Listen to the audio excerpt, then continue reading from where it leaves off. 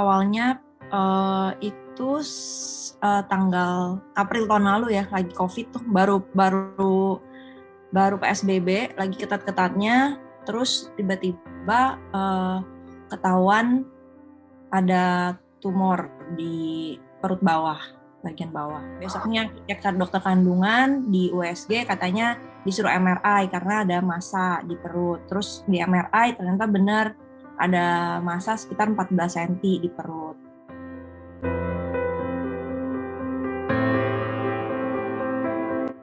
Operasi dulu, itu operasinya ulang tahun suami aku, 19 Mei.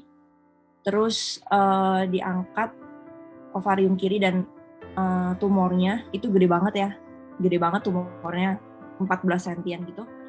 Udah selesai itu, aku langsung kemo, mulai kemo, dikasih dokter sebenarnya 6 cycle ya. Waktu itu dokter Indo bilang 6 cycle, per cycle-nya itu setiap minggu. Jadi 6 kali 3. Per cycle-nya itu kan 3 kali kemo. Jadi 6 kali 3, 18 kali. 18 minggu kemonya. Akhirnya kemo, setiap kemo itu aku sampai pernah unfall juga lagi kemonya. Karena kan kemo itu nyerang semua sel ya, bukan sel kanker doang. Jadi sel darah putih, sel darah merah semuanya turun. Hancuran. Cek darah setiap kali kayak terima rapot merah semua. Nah, jadi tuh aku sampai pernah unfall, tekanan darah 60/40. Rasanya kayak waktu itu udah hampir mati, hampir lewat, tapi Tuhan masih tolongin.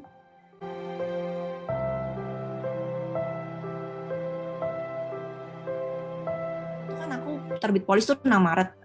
Aku waktu itu kedetek 25 April kalau nggak salah ya. 25 April, terus mau operasinya itu kira-kira kan secepatnya harusnya. Nah, yang aku seselin apa? Aku nyesel banget karena waktu aku hamil itu, melahirkan itu aku nunda sampai 11 bulanan. Harusnya aku nggak nunda, kalau waktu itu aku langsung masuk, itu kan masa tunggu udah pasti lewat kan. Jadi bakal lebih, nggak bakal ribet gitu, lebih lancar proses klaimnya harusnya. Nah, tapi aku ngerti juga kalau jadi aliansi, jadi asuransinya, masa lo baru masuk sebulan mau klaim cancer, aneh banget gitu kan. Pasti dia curiga juga gitu, aku paham juga. Jadi aku pikir ya udahlah, nggak apa-apa, gue nggak di cover. Waktu itu aku pasrah. Setelah itu, yang kemonya dari pertama sampai terakhir itu yang di cover. Sebenarnya yang gede memang kemonya kan, kemonya itu gede banget, habisnya ratusan juta, berapa tuh, 500 jutaan ya. Itu belum semuanya tuh, 500 jutaan. Ya ini 454 itu dari mulai kemo pertama ya sampai terakhir. Jadi belum ada yang awal-awal itu, dari awal aku ngecek ke 7 dokter, plus dokter Singapura tuh setiap video call bayarnya 4.800.000 per video call. Jadi itu aku pakai uang sendiri ya. Jadi dari awal, puji Tuhannya, memang masih sanggup bayar, masih mampu bayar. Jadi waktu itu juga nggak terbebani sebenarnya pas lagi kemo itu nggak mikirin biaya sebenarnya, karena kata suami aku jangan pikirin biaya, penting sembuh, fokus dulu gitu. Tapi begitu keluar klaimnya, Bayu bilang, kan aku lagi recover, Ci, klaim lo keluar cair 90 juta nih baru yang pertama, nanti pelan-pelan nanti keluar lagi satu-satu, klaim pertama udah cair dulu. Wah, rasanya sembuh, langsung seger. Iya kan, karena walaupun kita, menurut aku ya, walaupun kita bisa bayar, mampu bayar, tapi kan kita kan kumpulin uang itu kan ada tujuannya, ada goals-nya. Kita punya pos-posnya, ini uang ini mau dibuat apa. Aku udah ada cita-cita mau beli ini, mau beli itu, mau invest, mau beli rumah, mau beli apa. Begitu keluar duit segitu gede, waktu itu aku keluar semua sebelum di cover kan, jadi kira-kira 700-an kali ya. Nah itu kan gede ya, 700 juta. Jadi aku pikir 700 juta tuh bisa, maksudnya jadi terhalang dong goals aku, misalnya aku mau beli rumah gitu, misalnya harga 1M, 700 jutanya kepake kan, jadi ulang lagi dari nol gitu ibaratnya. Jadi kebantu banget ya aku waktu proses klaimnya keluar.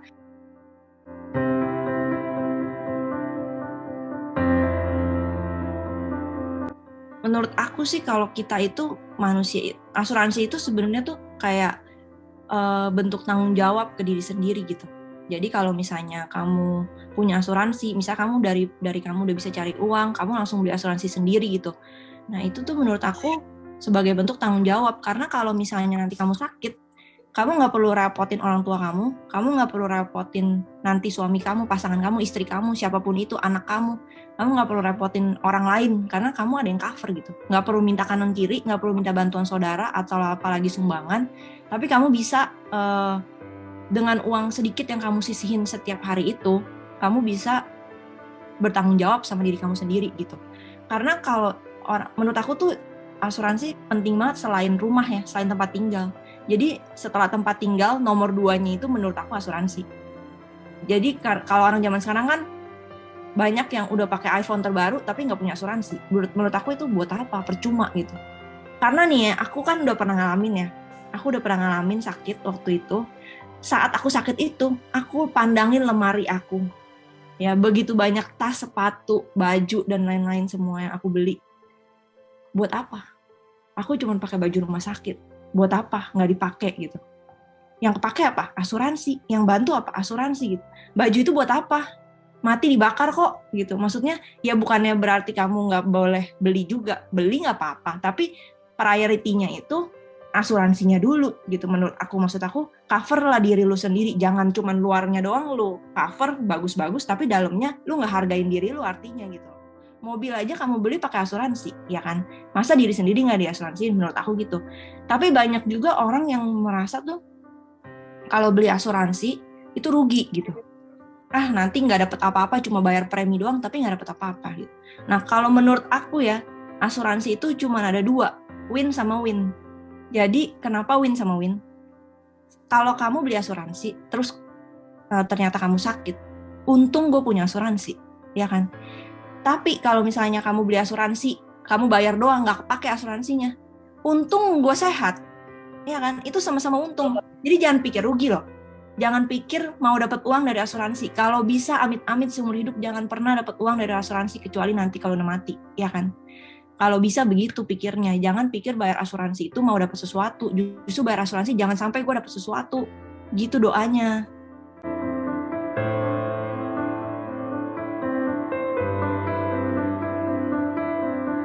Menurut aku tuh asuransi penting banget selain rumah ya, selain tempat tinggal. Jadi setelah tempat tinggal, nomor 2-nya itu menurut aku asuransi. Jadi kalau orang zaman sekarang kan banyak yang udah pakai iPhone terbaru tapi nggak punya asuransi. Menurut aku itu buat apa? Percuma gitu. Karena nih ya, aku kan udah pernah ngalamin ya. Aku udah pernah ngalamin sakit waktu itu. Saat aku sakit itu, aku pandangin lemari aku. Ya, begitu banyak tas, sepatu, baju, dan lain-lain semua yang aku beli. Buat apa? Aku cuma pakai baju rumah sakit. Buat apa? Nggak dipakai gitu. Yang kepake apa? Asuransi. Yang bantu apa? Asuransi gitu. Baju itu buat apa? Mati dibakar kok gitu. Maksudnya ya bukannya berarti kamu nggak boleh beli juga. Beli nggak apa-apa. Tapi priority-nya itu asuransinya dulu gitu. Menurut aku, maksud aku, cover lah diri lu sendiri. Jangan cuma luarnya doang lu cover bagus-bagus, tapi dalamnya lu nggak hargain diri lu, artinya gitu. Mobil aja kamu beli pakai asuransi, ya kan? Masa diri sendiri nggak diasuransiin? Menurut aku gitu. Tapi banyak juga orang yang merasa tuh kalau beli asuransi itu rugi gitu.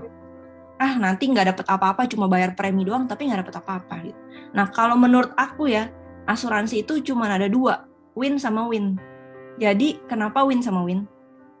Kalau kamu beli asuransi, terus ternyata kamu sakit, untung gue punya asuransi, ya kan? Tapi kalau misalnya kamu beli asuransi, kamu bayar doang, nggak kepake asuransinya, untung gue sehat, ya kan? Itu sama-sama untung. Jadi jangan pikir rugi loh. Jangan pikir mau dapat uang dari asuransi. Kalau bisa amit-amit seumur hidup jangan pernah dapat uang dari asuransi kecuali nanti kalau udah mati, ya kan? Kalau bisa begitu pikirnya. Jangan pikir bayar asuransi itu mau dapat sesuatu. Justru bayar asuransi jangan sampai gue dapat sesuatu. Gitu doanya.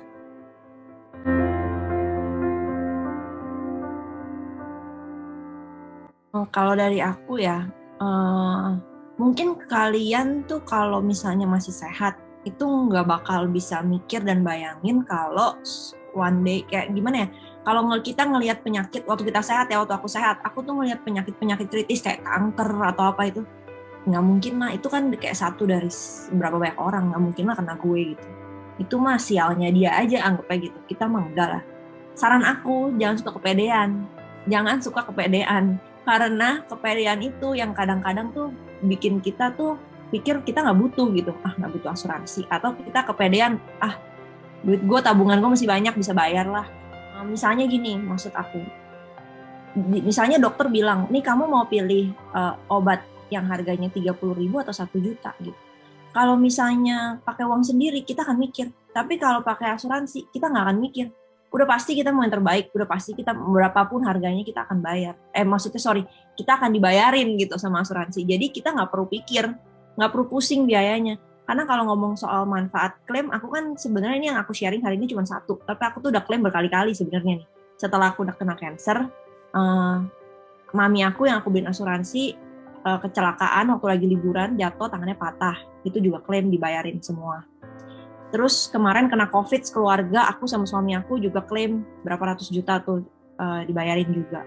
Jadi maksud aku, kita nggak ada yang tahu gitu loh. Jangan suka kepedean, kita nggak ada yang tahu. Bisa tiba-tiba mami aku aja nggak ada apa-apa, masih muda ya, bukan dan masih muda dan olahraga banget, sehat, tiba-tiba kepleset aja gitu.